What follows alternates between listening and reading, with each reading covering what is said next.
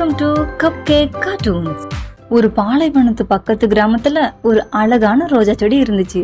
அதுக்கு தான் ரொம்ப அழகா இருக்கும்னு திமிரோட இருந்துச்சு. பக்கத்துல இருக்க கற்றாழை செடியை பார்த்து எப்பவும் கேலி செய்யும் அந்த ரோஜா செடி. அந்த ரோஜா கேலி பேசுறது பக்கத்துல இருக்க செடிங்க தப்புன்னு சொல்லிச்சுங்க. நீ வேணா அழகா பூ பூக்கிற செடியா இருக்கலாம், ஆனா ஒவ்வொரு செடியும் ஒவ்வொரு வகையில சிறப்பானது, அதனால நீ பேசாம இருன்னு சொல்லிச்சிங்க. இதை எதையுமே கேட்காத அந்த ரோஜா கற்றாழை செடியை பார்த்து நீ ஏன் இப்படி முள்ளு முள்ளா அசிங்கமா இருக்க அப்படின்னு கேட்டுச்சு. தன் மேல நம்பிக்கையோட இருந்த அந்த கற்றாழை எதுவுமே பேசாம இருந்துச்சு. சில காலங்களுக்கு பிறகு அந்த பகுதியில பஞ்சம் வந்துச்சு. வெயிலின் தாக்கம் மிகவும் கடுமையா இருந்துச்சு. செடிங்களால உயிர் வாழவே சிரமப்பட்டுச்சுங்க. கற்றாழை செடி நீண்ட வேருடையது, அதனால அது பாட்டுக்கு இருந்துச்சு. ஆனா தன்னோட அழக பார்த்து தற்பெருமை கொண்ட அந்த ரோஜா தண்ணி இல்லாம வாடி போச்சு.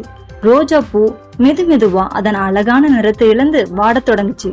ஒரு நாள் ரோஜா பூ ஒரு சிட்டுக்குருவி கள்ளி செடியில இருந்து தண்ணீரை குடித்து கொண்டிருப்பதை பார்த்துச்சு. ரோஜா பூ கள்ளி செடியிடம் உதவி கேட்க வெக்கப்பட்டுச்சு. ஆனா வேறு வழியின்றி உதவி கேட்டது. இரக்க குணம் கொண்ட கள்ளிச்செடி சந்தோஷமும் உதவி செய்ய ஒப்புக்கொண்டது.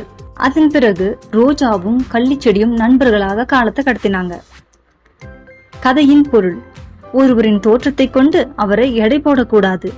வெளி தோற்றத்தை வைத்து யாரையும் மதிப்பீடு செய்யாதீர்கள்.